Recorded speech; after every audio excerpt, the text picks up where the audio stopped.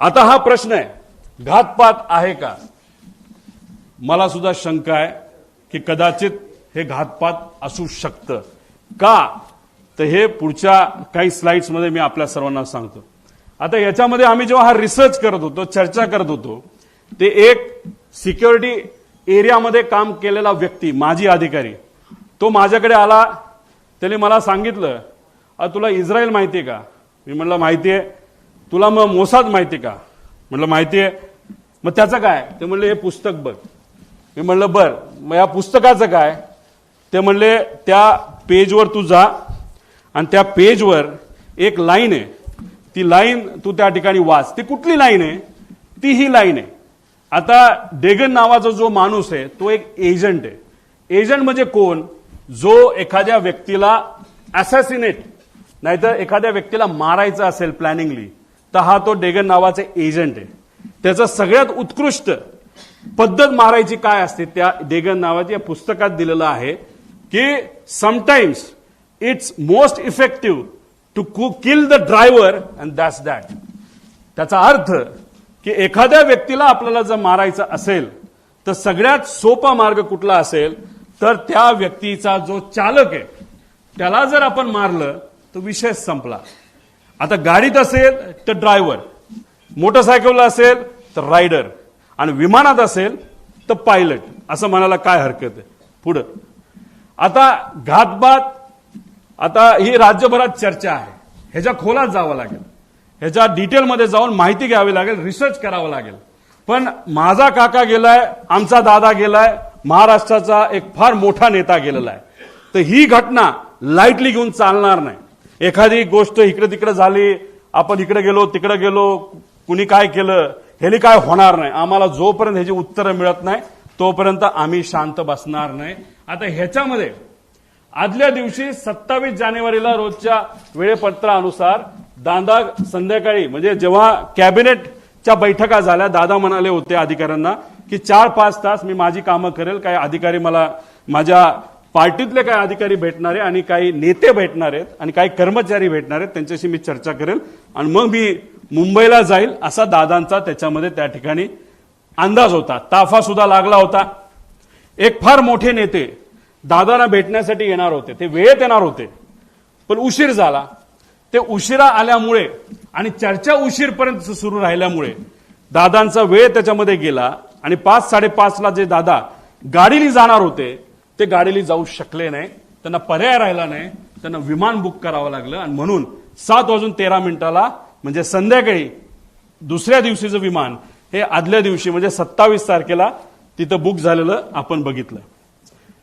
पूर्व विदर्भातील एक कुठले तरी नेते, हे मोबाईल चेक करा दादांचे, नाही तर लँडलाईनवर कोणाचा फोन होता काय होता मला माहित नाही, पण मला जे कळलेलं आहे सही करावीच लागते.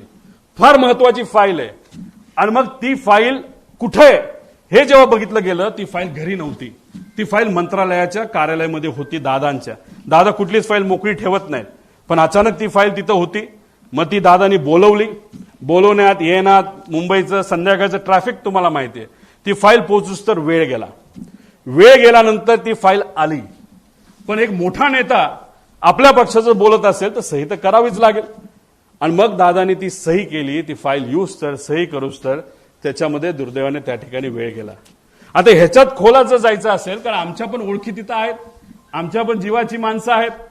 अजितदादांबरोबर जेव्हा केव्हा मी भेटलो आणि दादांचा जो काही शेवटचे 3-4 महिने होते त्यात मी, दादा आणि त्यांच्याबरोबरचे अधिकारी एकदम घट्टपणे एक फार महत्वाची चर्चा त्या ठिकाणी करायचो. आणि ती करत असताना मग काही अधिकाऱ्यांचे, कर्मचाऱ्यांचे त्याच्यावर आमच्यावर त्या ठिकाणी विश्वास असल्यामुळे तिथं चर्चा काय चालली होती हा विषय जेव्हा केला तेव्हा तिथं चर्चा कुठलं तरी राजकीय कन्सल्टंट कुणीतरी आहे, त्यांचा जो कॉन्ट्रॅक्ट आहे जो शेकडो कोटीचा आहे तो आपल्याला कॅन्सल करावा लागतोय, कारण त्यांच्याकडनं काहीच आपल्याला मिळत नाही, त्याचा काहीच फायदा होत नाही. कारण 7 दिवस आधी सुद्धा बारामती हॉस्टेलला दादांना जेव्हा मी भेटलो होतो तेव्हा सुद्धा दादांनी काही लोकांना सांगितलं होतं, शहाणपणा करू नका, राजकारण आम्हाला शिकू नका, राजकारण आम्ही कसं करायचं हे माहिती सर्वे फक्त तुम्ही करा, अशी काहीतरी चर्चा तेव्हा झाली होती. अशा पद्धतीची चर्चा तिथं झाली आणि दादांना त्याच्यामध्ये उशीर झाला आणि मग दादांना प्लॅन बदलावा लागला. आता हे सगळे बॅकग्राऊंड तुम्हाला फक्त सांगतोय त्याचं कारण असं की प्लॅन का बदलावा लागला. आता मी येतो 28 तारखेला. आता काही लोक म्हणतात उपमुख्यमंत्री आहेत, दादा कडक होते, शिस्तीचे होते, दादानी सांगितलं असेल पायलटला हे बाबा उडलंच पाहिजे. पण दादाचं स्टेटमेंट तुम्ही बघा, ते स्वतःच्या मुखातून ते काय बोलतात. तुम्हाला ते तिकडनं जाणं गरजेचं होतं, कारण वैमानिकाचा निरोप आला की उशीर झाला तर मला निघून जावं लागलं, कारण ते अलीकडे तासाचं केलं. म्हणजे दादा कधी पण विमान उडवत असताना कॅप्टनला विचारायचं, बाबांनो काय वाटतं, जायचं का नाही जायचं, उडायचं का नाही उडायचं, काय अडचण आहे, तुम्हाला जे वाटतं ते करा. एका ठिकाणी त्यांना यायचं होतं, मुंबईकडनं ते उडले पण होते. माझा अंदाज आहे 2-2.5 वर्षापूर्वीची गोष्ट असेल. हेलिकॉप्टरले होतं, लोणावळ्याला धुक्कं वाढलं होतं. दादांना त्या कॅप्टनली सांगितलं थोडंसं दुःख जास्त आहे, रिस्क आहे, पण आपल्याकडे डबल इंजिन हेलिकॉप्टर आहे, अजिबात दादा काळजी करू नका. दादा म्हणले काय नाही, मुंबईला परत दे. दादा परत मुंबईला गेले आणि गाडीली पुण्याकडे त्या ठिकाणी आले. हे दादांची वस्तुस्थिती होती. दादांचं एक मत होतं, जो एक्सपर्ट आहे, जो त्यातला एक्सपर्ट आहे त्याचा ऐका, अभ्यास करा, रिस्क उगाचच त्याच्यामध्ये त्या ठिकाणी घ्यायची नाही, अशी दादाची भूमिका होती. हे होते आमचे दादा, जे वेळेवर एअरपोर्टला पोहोचले. पण नंतर जे घडलं त्याच्यामध्ये काही गोष्टी तुम्हाला पुढे मी सांगतो. पुढे घ्या. आता हे एक ईमेल आहे. या ईमेलमध्ये 2 नावं आहेत क्रू डिटेल्सची. ह्याला क्रॉस व्हेरीफाय करावं लागेल हे ईमेल. याच्यामध्ये कॅप्टन साहिल काहीतरी आहे बाबा मदन आणि कॅप्टन यश असे 2 नावं प्रपोज केली गेली होती. बाकी सगळं तिथं लिहिलेलं आहे आणि कुठं जाणार आहे, मुंबई, बारामती वगैरे सगळं तिथं दिलं होतं. आता हे आहेत दोघं. पण झालं असं की नाव ते दुसऱ्या दिवशी बदलण्यात आलं. हे आहेत मदन. मग त्यांच्या मिसेसली एक मेसेज ते सोशल मीडियावर टाकलं होतं की मदनचं नाव जेव्हा सुरू झालं होतं तेव्हा त्यांच्या मदनच्या नावाने तिथं सुरू झालं होतं की वाईट वाटतं, दुर्दैवी त्यांचे मृत्यू झाला. मग त्यांच्या मिसेसनी ते तिथं टाकलेलं आहे.